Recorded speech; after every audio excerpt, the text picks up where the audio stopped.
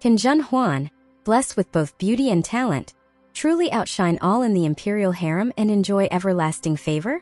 The next day, I went to the swing to pass the time as usual. The air was fresh on this spring morning, moist with the mist over the lake, and fresh with the gentle willows on the banks and the sweet fragrance of newly blossomed flowers, invigorating one's spirit. The wisteria and iris on the swing ropes were still covered with dew not yet dried by the sun.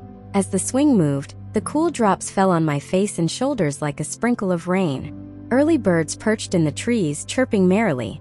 It was the best moment to enjoy the morning light. Suddenly, someone pushed my swing hard, increasing its swing dramatically. Startled, I grasped the ropes tightly. The swing soared high, the wind brushed fiercely against my cheeks, making my skirt flutter like a huge butterfly. I laughed out loud. "Lu Zhu, you mischievous girl, playing tricks behind my back," I giggled. "Push me higher, Lu Zhu, even higher." As soon as I spoke, the swing swung back swiftly, passing by a figure, becoming clearer as it moved backward. I exclaimed in surprise, "My lord!" It was none other than Prince Qinghe. Such impropriety shocked me greatly, and I nearly fell off the swing in fear. Prince Qinghe raised his arms, smiling at me. "If you're scared, come down." Feeling both embarrassed and defiant, I gripped the ropes tighter and shouted, "Just keep pushing the swing, my lord. I'm not afraid." His eyes full of laughter, he approached the swing and pushed it even harder.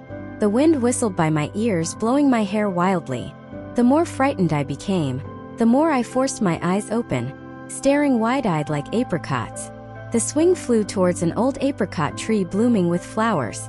In a playful mood, I stretched my foot to kick at the blossoms, resembling warm clouds of ice silk. Just as I extended my foot, the flowers fell like a sudden storm, startling the orioles on the tree into flying into the sky, disturbing the brilliant sunshine all around. Petals fell like rain, lightly drifting down. One flew straight into my eye, causing a sharp pain. Instinctively reaching to rub it, my grip loosened, and I tumbled from the swing, filled with terror. Fearing for my life, I closed my eyes tightly, thinking, "This is the end for me." But the fall was not as painful as I feared. Still, I dared not open my eyes, feeling a mix of cool and warm sensations on my forehead, someone's breath, soft and faint, like the early morning breeze of this season, both cold and warm. All was silent, save for the gentle touch of falling petals on my clothes. I stealthily opened my eyes, only to meet a pair of deep black pupils, gentle as ink jade, with a soft, shallow smile. I didn't turn away because in that instant I saw my own reflection in those eyes.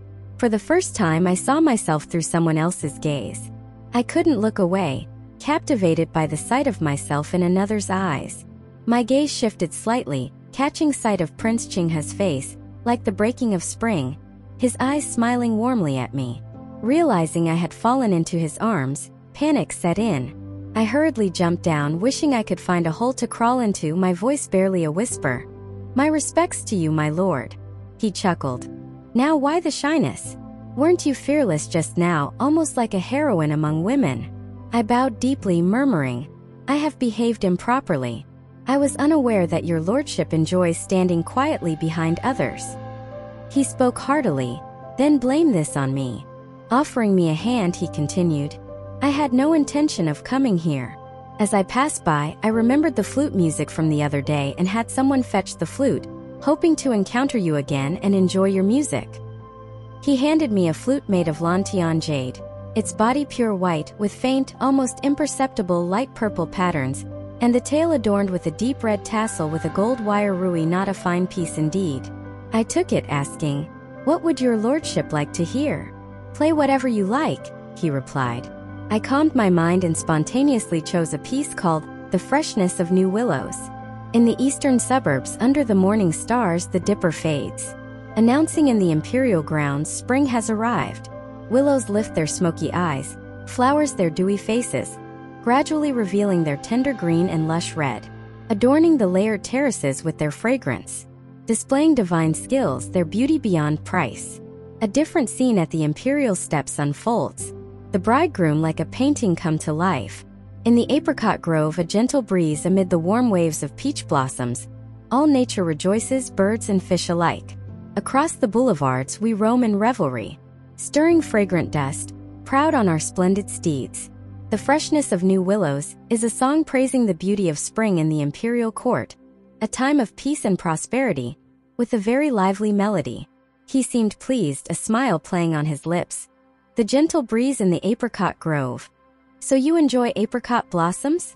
I looked up at the blooming tree and said, when apricot blossoms are in full bloom, they are crystal clear, and when they bud, they show a hint of pale red. They're not as vibrant as peach blossoms, nor as cold as plum blossoms, but gentle and modest like a shy young girl, very graceful. His gaze lingered on me. People are like flowers and flowers are like people. Only those with a gentle nature can appreciate flowers of the same kind. I pondered for a moment, but I dare not favor apricot blossoms. Oh, his eyebrows lifted in intrigued curiosity. Do tell. Though apricot blossoms are beautiful, the fruit they bear is exceedingly sour, and the kernels are even more bitter.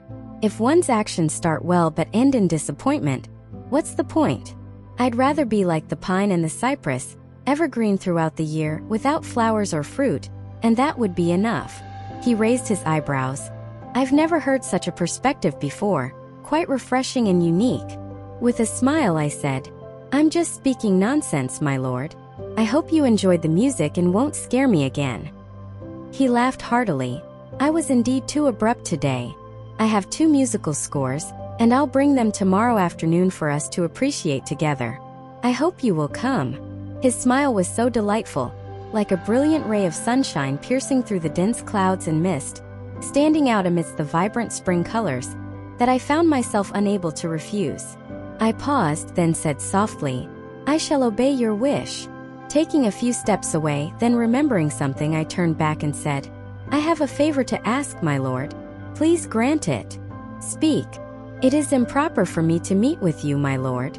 Please keep our meetings confidential to protect our reputations. Oh, if it's about reputation, who could possibly tarnish it? I shook my head.